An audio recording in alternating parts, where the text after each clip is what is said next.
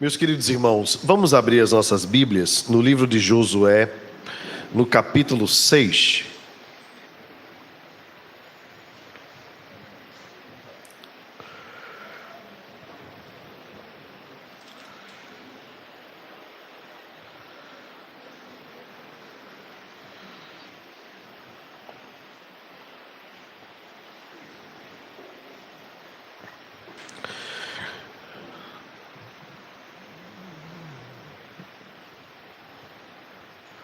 Josué capítulo 6, a mensagem de hoje é a continuação da nossa série de exposições no livro de Josué, iniciada no mês de junho deste ano, onde nós temos sequencialmente meditado neste maravilhoso texto da palavra do Senhor.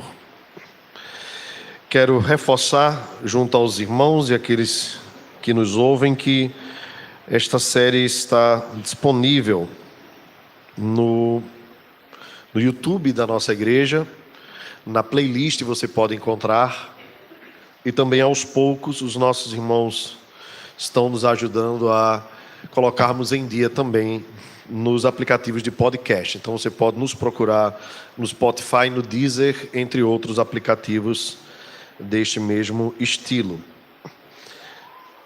Josué capítulo 6,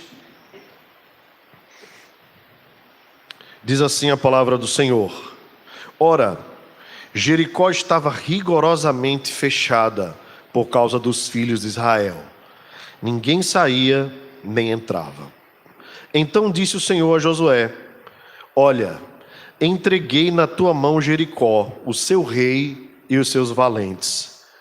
Vós, pois, todos os homens de guerra, rodeareis a cidade, cercando-a uma vez. Assim fareis por 6 dias. 7 sacerdotes levarão 7 trombetas de chifre de carneiro adiante da arca.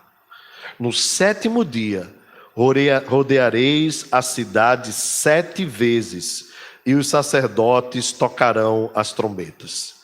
E será que, tocando-se longamente a trombeta de chifre de carneiro, ouvindo vós o sonido dela, todo o povo gritará com grande grita. O muro da cidade cairá abaixo, e o povo subirá nele, cada qual em frente de si.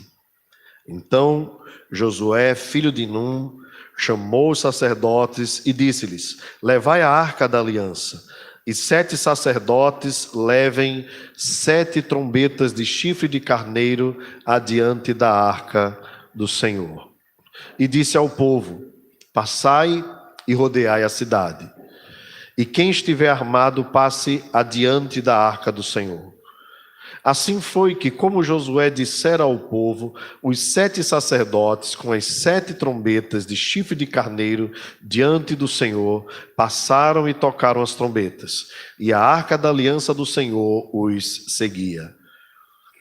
Os homens armados iam adiante dos sacerdotes que tocavam as trombetas. A retaguarda seguia após a arca, e as trombetas soavam continuamente.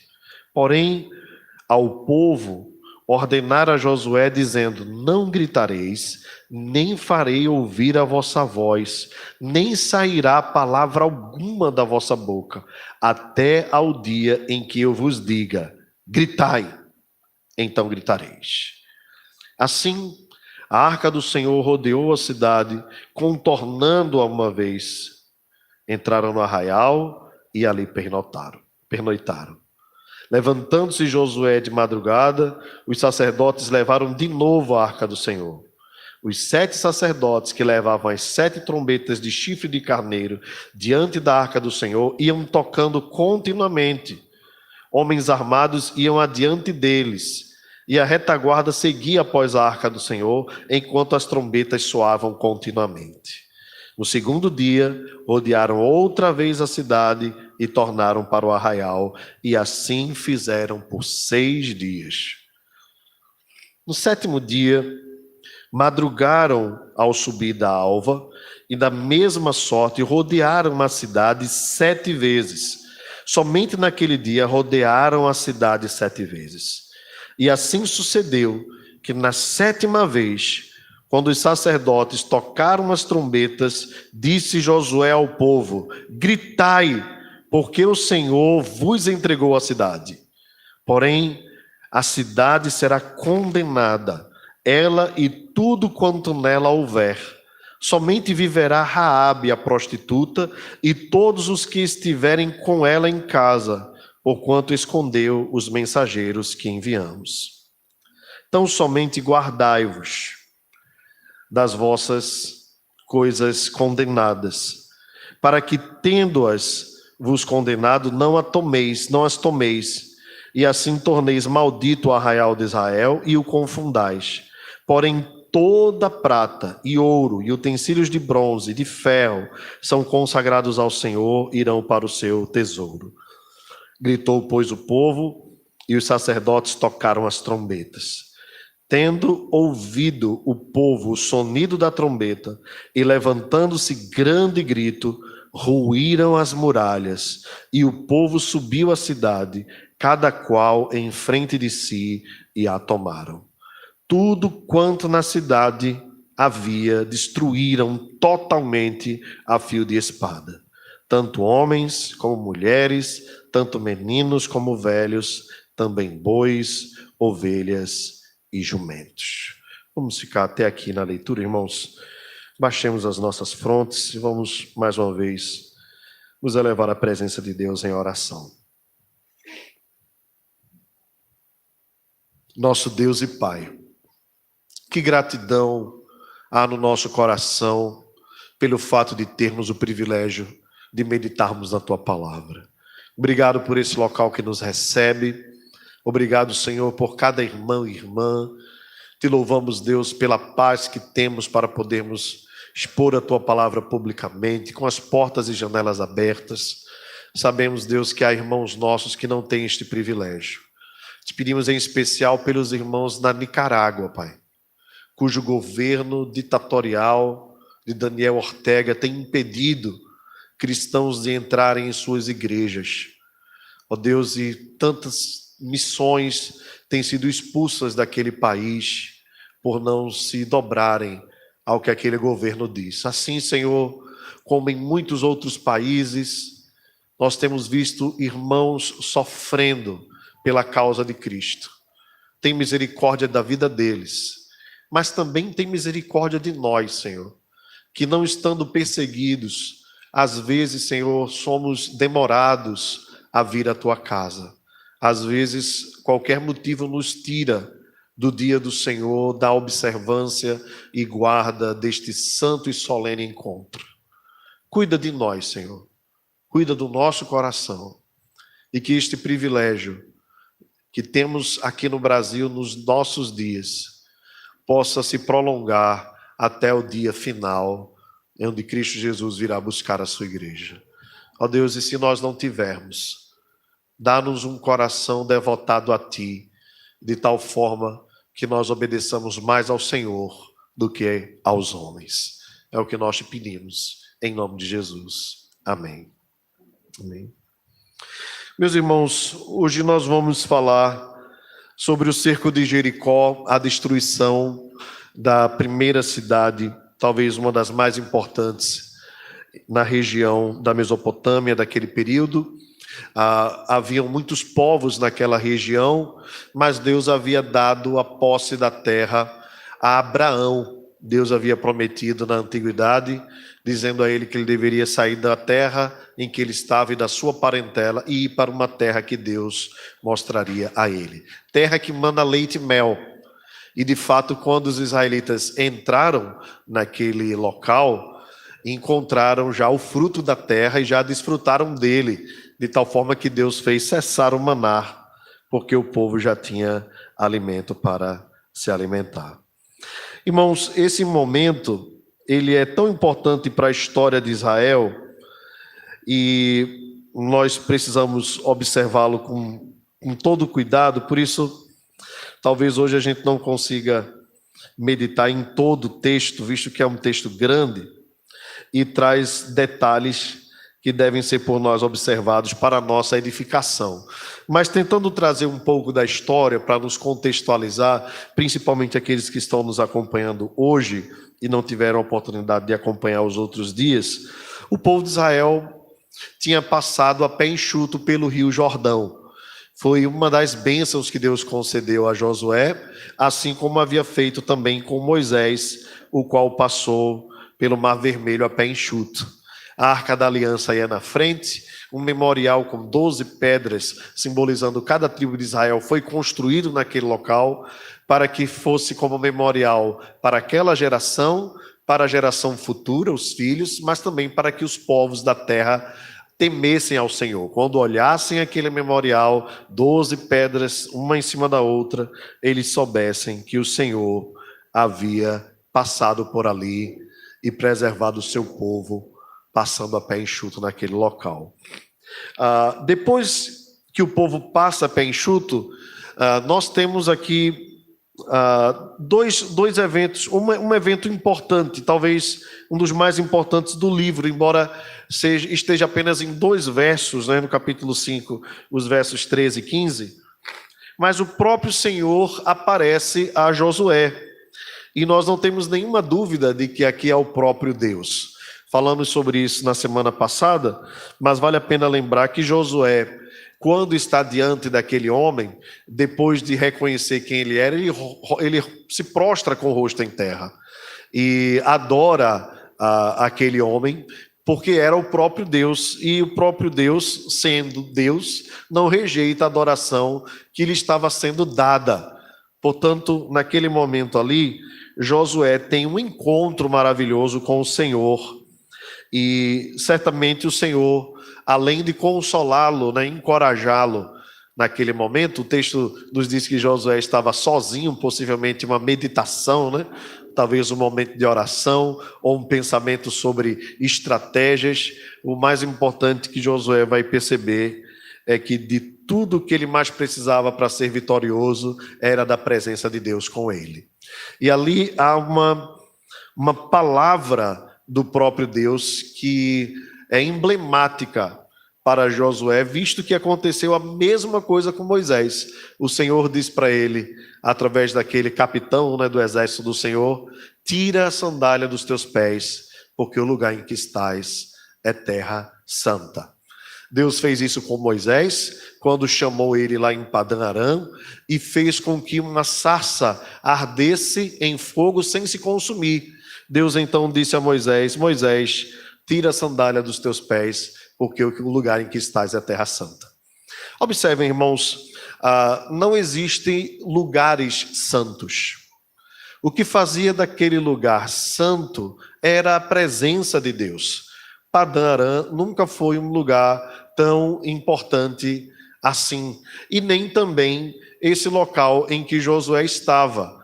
Talvez Gilgal ou a porta da entrada de Jericó, também em si não é um lugar santo, no sentido de ser mais especial do que nenhum outro lugar. A verdade é que o que fazia aquele local santo era a presença de Deus. Na verdade, é Deus quem é santo, santo, santo, digno de todo louvor.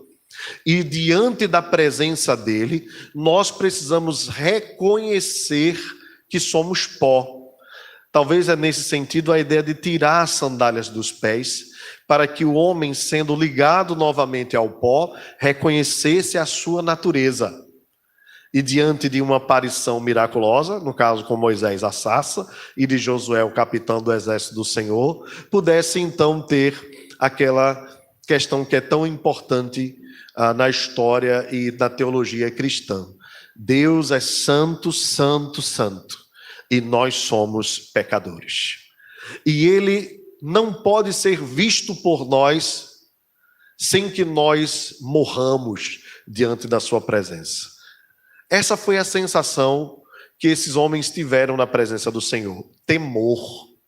Assim como Isaías, quando teve a visão da glória de Deus, ele disse: ai de mim, porque estou perdido.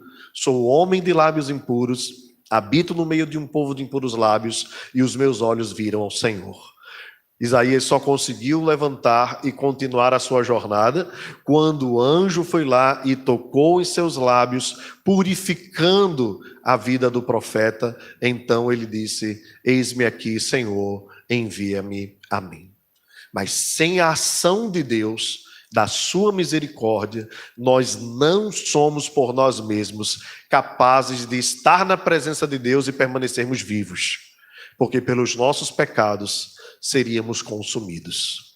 Por isso que a palavra de Deus diz que as misericórdias do Senhor não têm fim, renovam-se cada manhã. Mas o importante lembrar é que não era o local que era sagrado. Há uma dificuldade nossa e um perigo nosso, até quando nós ouvimos as histórias de Israel, né? Algumas pessoas acham que porque foram batizadas em Israel, tiveram um batismo mais importante do que o nosso aqui. Então algumas pessoas dizem: meu sonho é me batizar em Israel, porque lá é a Terra Santa. Não existe Terra Santa, irmãos. Existe um Deus Santo que fez um mundo bom e perfeito e que o homem manchou pelo seu pecado. Há uma tendência nossa, pela inclinação do nosso coração pecaminoso, de trocarmos os valores, de fazermos das coisas que Deus criou maiores do que o próprio Deus. E às vezes nós somos capazes de nos prostrarmos diante da criação e não nos prostrarmos diante do Criador. Veja quão grande é a malignidade do nosso coração. E veja se Calvino não tinha razão quando disse que o coração do homem é uma fábrica de ídolos. Nós podemos, por exemplo, olhar uma poesia e admirar a poesia, mas nunca fazer da poesia um Deus. Seja a bela poesia de Fernando Pessoa, sejam as letras sensíveis de Carlos Drummond de Andrade, seja o lirismo de Manuel Bandeira, tudo é maravilhoso. A arte foi Deus quem criou, mas não deve ser objeto da nossa adoração. A música é um privilégio que Deus nos deu, um meio de manifestação da sua bondade, mas não é um fim em si mesmo. Por isso nós não devemos adorar a música, porque são meios de revelação da graça de Deus. Ao olhar uma boa música, ao ler um bom livro, eu devo dar a Deus toda a glória, e não, nunca, jamais ao homem, porque aí nós fazemos da criatura maior que o Criador. Portanto, tudo o que Deus criou é bom, mas deve ser objeto da nossa admiração, visando e mirando sempre a glória de Deus. O pôr do sol de Fragoso é o melhor pôr do sol da região metropolitana do Recife. Por isso eu recomendo aos irmãos: cheguem cedo na Escola Bíblica Dominical, que vocês, além de chegarem cedo, vocês estarão contemplando um pôr do sol lindíssimo que Deus deu. Mas nós não podemos fazer do pôr do sol o nosso ídolo.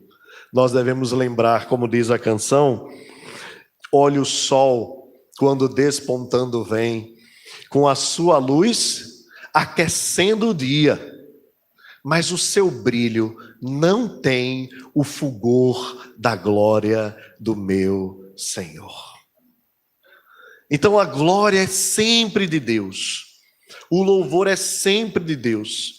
Toda boa arte, o belo, aquilo que Deus criou, tudo aquilo que esteticamente é admirável, é por causa de Deus e deve nos elevar à presença de Deus. Não adore coisas, adore a pessoa bendita de Jesus. Ele é o único merecedor de adoração. Por que nós gostamos às vezes de adorar coisas, irmãos? Porque coisas não nos constrangem com sua presença, né? A gente guarda e fica lá. Mas a presença de Cristo conosco é uma pessoa, é real todos os dias. E Ele nós não podemos guardar na gaveta. Nós andamos com Ele o tempo todo. Ele nos vê o tempo todo. Se eu subo aos céus, lá está. Se faço a minha cama no mais profundo abismo, lá está também. Se tomo as asas da alva, Ele também está. E é um privilégio ter Deus conosco, mas também ter Deus conosco é um grande perigo. Porque quando nós também erramos, Deus tudo vê.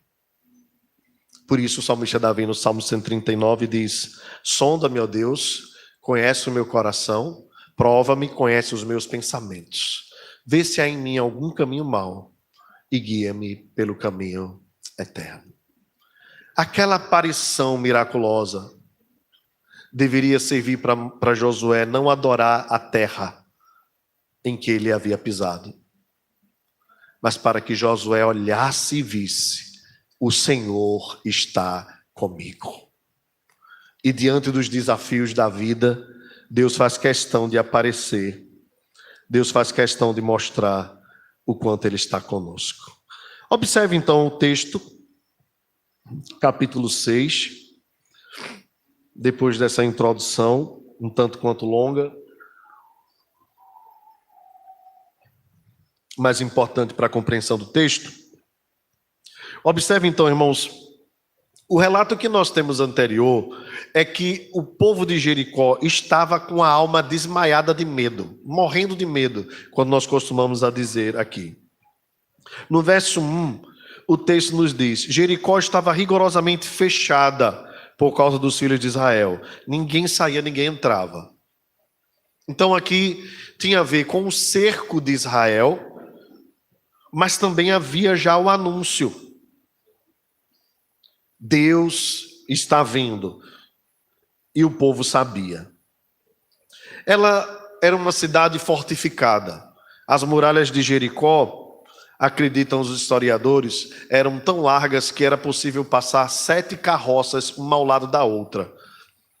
Para você ter uma ideia de como era grande ou larga a muralha, as pessoas construíam casas em cima delas, como nós vimos no capítulo 2. A casa de Raabe, a prostituta, o seu prostíbulo, era em cima das muralhas. De tal sorte que possivelmente foi por isso que os espias foram lá, porque dali, além de saberem que as conversas rolavam ali, dali eles tinham uma visão periférica importante de tudo o que acontecia. Pois bem, então o texto diz: ninguém saía, ninguém entrava. Os irmãos sabem que nesses períodos de guerra, quando você quer invadir uma outra nação, ou quando se queria invadir, diante da falta de tecnologia como nós temos hoje, haviam 2 formas: ou o povo entrava com tudo, ou então fazia um cerco e sitiava a cidade. Às vezes esse sítio demorava anos. E o que acontecia com isso? Como o povo não podia sair nem voltar, então você não podia comprar nem vender. Naturalmente os homens iam começando a minguar. Às vezes também se interrompia as fontes de água. Então o povo também começava a passar sede. Porém, essa estratégia poderia demorar anos. E aí Deus vem e ordena a Josué. O texto diz: então disse o Senhor, aqui no original é Yahvé, mas para nós fica clara a compreensão de que é um texto sequencial. Possivelmente é o próprio Deus que apareceu a Josué como capitão do exército do Senhor, foi o Deus que deu a orientação aqui agora, na mesma ocasião.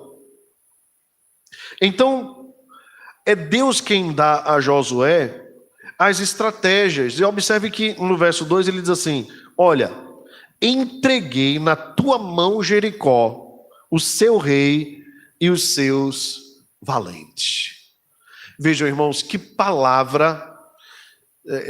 Se nesse momento uma palavra animadora já valeria muito, imagina uma palavra dessa que não é só uma palavra de ânimo, é uma palavra de garantia.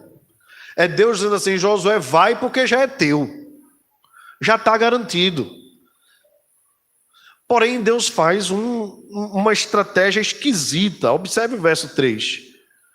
Vós, pois, todos os homens de guerra, rodeareis a cidade, cercando-a uma vez. Assim fareis por 6 dias. E aí vem as estratégias dos sacerdotes, com as trombetas, com o chifre de carneiros, a arca da aliança, o rodear a cidade nos 6 dias, e depois, no 7º dia, tocar a trombeta. Irmãos, o que é que isso traz para nós aqui como lição importante, como aplicação? Primeiro, que as estratégias de Deus não são as nossas estratégias. A forma que Deus faz e trabalha nem sempre é aquilo que é comum. Eu sei que essa é uma aplicação que vem se repetindo em Josué, mas é exatamente isso que a Bíblia diz. Deus vai mudando a forma comum das coisas acontecerem e usando métodos extraordinários, estranhos para a época da guerra que Josué vivia, ou para qualquer época. Geralmente nessas horas, os homens preparariam a artilharia, como as muralhas eram grandes, né, talvez eles preparariam arietes, né? Os arietes são aqueles barrões de madeira, né, que os homens iam abaixados, segurando eles, e entrariam com uma força assim grande para destruir, só que aquilo poderia levar muito tempo também. Quando a gente fala de arietes, né, a primeira coisa que a gente lembra é lá do He-Man, né? Mas você lembra lá como era o arietes do He-Man? Você lembra ou não? Ele era baixinho, né? E tinha um negócio assim na cabeça, né, de ferro. E por que ele tinha aquele negócio de ferro na cabeça? Exatamente porque cada um ia segurar o mesmo barrote, como se fosse um tronco grande de uma árvore.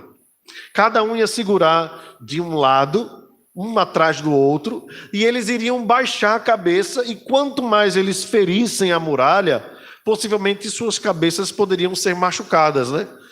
Então é por isso que lá no He-Man o Arietes tem aquela lata na cabeça, né? E ele, quando vai atacar, ele baixa e mete a cabeça, né? Bem, era exatamente o que acontecia nesses períodos das guerras antigas. Não se sabe exatamente quem inventou essa estratégia, mas é muito antiga. Então eles assim poderiam destruir as muralhas. Seria a única forma de entrar. Eram muralhas enormes. Mas Deus então muda a metodologia e diz assim: vocês não vão fazer dessa forma. Vocês vão rodear a cidade uma vez por dia, sem gritar, sem alarde, sem nada. Também quando nós vemos os filmes, né, de Josué, os desenhos, a gente vê os homens lá com aquelas trombetas de bronze, né? Mas o texto diz para nós que eram de chifres de carneiros, né? Então, possivelmente, ao invés de ser aquela bem bonita e brilhosa, era aquela bem feia e dobrada, assim, né? Meio enrolada, né? E o som não era a coisa mais linda do mundo, mas era um sinal importante para amedrontar e mostrar, então, o poder de Deus operando ali. Irmãos, Deus mudar a estratégia natural para usar um método sobrenatural mostra muito a natureza do nosso Deus. Deus trabalha ordinariamente, mas Ele também tem prazer em trabalhar extraordinariamente. Deus trabalha de formas naturais, mas Ele também se alegra em fazer o sobrenatural. E pertence a Ele a forma como Ele vai agir. Porque a terra era dele, o povo era dele e a vitória era dele. Ele mesmo se exaltou sobremaneira. Ele é poderoso para fazer isso. Então ele muda a forma de agir natural para que ficasse clara que a vitória não pertencia a Israel, mas que a vitória pertencia ao Senhor. Meus irmãos, às vezes nós não entendemos as formas de Deus agir e nem entendemos os caminhos pelos quais o Senhor nos leva. Mas nós precisamos reconhecer, como Lutero reconhecia, né? Eu reconheço o meu guia. Eu não sei o caminho para o qual ele me leva, mas eu conheço o meu guia. E quando a gente tem segurança de quem é o nosso guia, a gente descansa. Veja se não foi assim na nossa infância. A gente não sabia para onde ia, mas se a gente ia com o papai ou com a mamãe, né, com o pai ou com a mãinha, a gente ia seguro. Às vezes a gente nem perguntava para onde ia, né? Bastava saber que estava com o pai e com a mãe e a gente estava junto. Porque havia no nosso coração um sentimento, uma convicção de que seria sempre para um lugar onde nós passaríamos bem, nós estaríamos seguros, estaríamos bem guardados. Então, o que Deus está querendo ensinar a Israel é que Ele era o nosso Pai, que Ele era o Pai de Israel, que Ele era o Deus de Israel. Ele mesmo havia dito lá em Deuteronômio: eu serei vosso Deus, vós sereis meu povo. Eu serei vosso Pai, e vocês serão os meus filhos. Então aqui, irmãos, não está em jogo uma vitória contra um povo, porque a vitória pertence ao Senhor. Aqui o que está em jogo é o que é que meu povo vai aprender sobre mim nas horas de guerra, nas horas de tribulação. E veja, irmãos, se isso não tem tudo a ver com a nossa jornada também à Terra Prometida. Via de regra, a nossa preocupação é estratégica. Via de regra, a nossa preocupação é como fazer, como ganhar, como passar por tal e tal situação. E às vezes nós pensamos que Deus está na mesma linha de pensamento nossa, mas os pensamentos deles são mais altos do que os nossos. E Deus não está preocupado só com que nós passemos pela tribulação, que nós vençamos uma batalha, que nós ganhemos uma luta, não. Deus quer nos ensinar, porque a vitória pertence a Ele, o poder pertence a Ele e a glória pertence a Ele. Mas muitas vezes o nosso coração não pertence ao Senhor como deveria pertencer. Por isso Deus faz questão de conduzir o seu povo, às vezes por meio de tribulação, exatamente como disse a Moisés: fui eu que te fiz passar, para te humilhar, para te provar, para saber o que estava no teu coração. Será que Deus não podia ter tirado o povo direto do Egito e levar para a Terra Prometida? Por que tinha que ter o deserto? E por que, sendo possível passar 2 anos no deserto, como era Israel, Israel passou 40? Meus irmãos, hoje as coisas das nossas vidas, a mesma coisa. Às vezes a gente não entende porque precisou passar por tal e tal situação. Porque o nosso foco está sempre em vencermos. O nosso foco está sempre em aliviarmos as nossas dores, descansarmos das bagagens que às vezes estão pesadas. Nós somos extremamente imediatistas. Mas Deus, acima das nossas necessidades, não que Ele não se preocupe com elas, mas acima delas, Ele quer nos ensinar sobre Ele, sobre quem Ele é nas nossas vidas. Deus está sempre preocupado com as nossas dores, isso é inegável. Mas Ele também não nos dá aprovação além das nossas forças. E junto com a aprovação, Ele também traz o escape. Está lá na carta de Paulo aos Coríntios. Nós jamais seremos provados além do que possamos suportar. Então, quando Deus nos dá uma prova, Ele sabe que nós somos capazes de, pela força dEle, suportarmos. Mas se aquela prova vai nos ensinar uma lição maior, Ele vai nos manter na prova até que nós aprendamos. Aprendamos sobre Ele, principalmente, e também sobre nós. O que é que Josué e o povo precisavam aprender aqui? Visto que esta era a primeira das batalhas que eles iriam enfrentar na terra da Mesopotâmia, na terra que Deus havia prometido para eles. Deus queria mostrar nessa primeira batalha: eu é quem vou adiante de vós. Eu é que escolho as estratégias. Eu quero vos ensinar o quanto vocês precisam e dependem de mim. Eu quero ensinar para vocês o quanto eu vos amo e o quanto eu sou poderoso para sustentar as vossas mãos na batalha. Vocês não vão usar ariete, vocês não vão fazer qualquer outra coisa para destruir as muralhas. Sou eu quem vou destruir. Vocês vão apenas seguir as minhas ordens, mas a vitória pertence a mim. Meu irmão e minha irmã, independentemente da crise, da luta que você esteja enfrentando agora, continue rogando a Deus o alívio da dor, da angústia. Mas não esqueça de que Deus sempre tem coisas maiores a nos ensinar. Talvez a pergunta é: o que o Senhor quer me mostrar através dessa tribulação? O que o Senhor quer do meu coração? Talvez a resposta seja: filho meu, dá-te o meu coração. O que Deus quer de nós, Ele quer a nós por inteiro. Ele quer que a nossa vida seja totalmente devotada a Ele. Ele quer que nós reconheçamos que só existe Ele e que além dele não há felicidade, que fora dele não há satisfação e que não existe alegria nesta vida que não esteja no Senhor. E que nós precisamos cuidar dos ídolos que estão ao nosso redor e cuidar do nosso coração, que é um caldeirão de emoções, e subjugarmos o nosso coração, sempre dizendo: descansa, espera nele. Porque estás abatido a minha alma, porque te perturbas dentro de mim. Espera em Deus, pois ainda o louvarei, a Ele o meu auxílio e o meu Deus. O texto continua, irmãos, no verso 6. O texto diz que Josué chamou os sacerdotes e disse: levai a arca da aliança. E 7 sacerdotes levem as trombetas de chifre de carneiro adiante da arca do Senhor.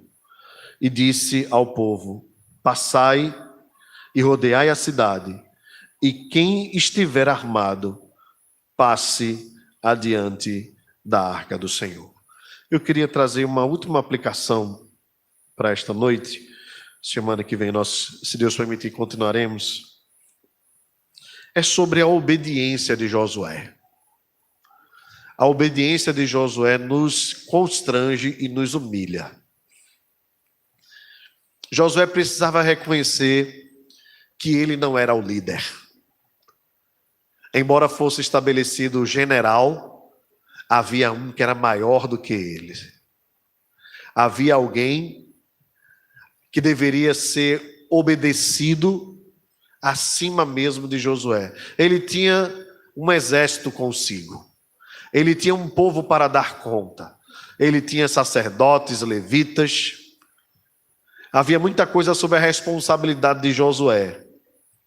Mas acima de Josué havia um Deus a quem ele deveria obedecer. Meus irmãos, nós temos as nossas responsabilidades, mas nós temos um Deus que é acima de tudo e de todas as responsabilidades que nós temos. E que tudo pertence a Ele e não a nós. Às vezes nós não sabemos como agir nas nossas casas, no trabalho, nas decisões, até mesmo nos lazeres. E queremos tomar a rédea e fazer do nosso jeito. E Josué nos ensina que mesmo diante da responsabilidade que nós temos, não é o nosso nome que está acima e em jogo. Nós temos um nome que está acima do nosso nome, que é o nome de Jesus, que nós carregamos, a quem nós devotamos a nossa vida. Simplesmente bastava a Josué obedecer. Ele recebe a instrução é estranha. Para um general de guerra é mais estranha ainda. Você veja um homem preparado como era ele, certamente aqui com mais de 60 anos de idade, cresceu nas tendas de Moisés, experiente. Nós vamos ver aqui como ele é aguerrido, vitorioso em batalhas, mas ele segue a ordem de Deus, mesmo a ordem sendo estranha. Irmãos, nós não temos que questionar a Deus. Os grandes heróis da fé foram heróis porque obedeceram sem ver e creram sem ver. Assim Deus disse com Abraão, e Abraão foi. E os grandes outros heróis da fé foram heróis porque obedeceram mesmo sem ver. Obedeceram pela fé. Quando nós tivermos dúvidas, quando nós não soubermos como agir, nós precisamos recorrer a quem está acima de nós. Não é o seu casamento, é o casamento que Deus instituiu para você. Não é o seu filho ou a sua filha, onde você diz, com meu filho e minha filha, eu faço assim. Exatamente por conta disso que muitas vezes nós erramos na criação dos nossos filhos, porque nós não consultamos ao Senhor e nem queremos ouvir a voz do Senhor. Não é o seu namoro, é o namoro que Deus deu para você. É o noivo, a noiva que Deus deu para você. É o marido, a esposa que Deus deu para você. É o trabalho que Deus deu para você. E nós precisamos usar estas coisas, viver estas coisas em submissão à vontade de Deus, para que quando cheguem as batalhas da vida, nós temamos a Deus naquilo que Ele nos deu. Porque tudo que temos e somos é dele, pertence a Ele. Deus não deu autonomia para nós, irmãos. Deus nos deu o espírito de escravidão e de submissão a Cristo Jesus. Nós somos escravos de Cristo. Somos servos de Cristo. A nossa casa pertence a Ele. Nosso casamento pertence a Ele. Os nossos filhos pertencem a Ele. A nossa vida pertence a Ele. Você não tem autonomia para fazer com os recursos que Deus lhe deu o que você quer. Você precisa perguntar a Deus como Ele quer que você administre os recursos que Ele colocou na sua mão. Porque tudo vem dEle. Toda boa dádiva e todo dom perfeito. Tudo que é bom vem de Deus. O seu corpo pertence a Deus. O seu dinheiro pertence a Deus. O seu casamento pertence a Deus. A igreja pertence a Deus. Nós não temos autorização para fazermos o que quisermos. É Deus quem conduz. Tudo pertence a Ele. Consulte ao Senhor. Ouça a voz do Senhor. E ainda que a voz do Senhor e a vontade do Senhor seja diferente daquilo que impulsivamente você deseja fazer, cabe a você se submeter à vontade de Deus. Pois o pecado bate à porta. Cumpre a nós dominá-lo. Cumpre a nós. É nossa responsabilidade. Que podem trazer consequências para nós. Mas nada é seu, nada é meu. Nós não somos donos de nada. Aquilo que nós temos de mais precioso que é a nossa vida é uma dádiva de Deus. É Deus quem dá, é Deus quem toma, bendito é o nome do Senhor. Quanto mais as outras coisas que nós temos. Então Deus não te dá um cheque em branco para você fazer o que quiser da sua vida. A sua vida pertence a Ele. E se você tem usado para você, um dia Ele vai te cobrar a forma como você administrou tudo que Ele te deu. Consulte ao Senhor. Ouça a voz do Senhor, obedeça a voz do Senhor. É sempre o melhor. Você lembra que no momento extremo da sua angústia, o Senhor Jesus, que é o nosso maior exemplo de submissão ao Pai, né? Porque é uma submissão voluntária, enquanto é obediente. Nós temos muita dificuldade de entender obediência e amor, né? Porque geralmente na nossa mente uma coisa não encaixa com a outra. Na mente perfeita do nosso Mestre Jesus, Ele foi obediente ao descer, ao mesmo tempo que Ele obedeceu por amor. No momento mais difícil da sua vida, Ele rogou ao Pai: Pai, se possível for, afasta de mim este cálice. Contudo, seja feita a tua vontade. O Pai não afastou o sofrimento do Filho.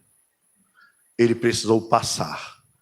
E Ele passou amorosamente, obedientemente, entregando-se por nós na cruz, pelo que Deus o exaltou sobremaneira, que lhe deu um nome que está acima de todo nome. Se o nosso Mestre obedeceu e foi fiel ao Pai, certamente foi porque ele fez, como ele mesmo disse, da sua comida e a sua bebida a vontade do Pai. Muitas vezes, irmãos, nós temos dificuldade em obedecer porque nós comemos e bebemos de outras fontes. Precisamos comer e beber da fonte do Pai. Nele há tesouro, delícias perpetuamente. E talvez nos momentos mais difíceis da nossa vida, nos momentos de indecisão, de angústia, de medo de dar um próximo passo, nós teremos a convicção: o Senhor está comigo, não temerei, que me poderá fazer o homem. Mas nós precisamos nos submeter à vontade de Deus. Não temos a liberdade de escolhermos fazer o que quisermos da nossa vida. Nós não somos propriedade nossa.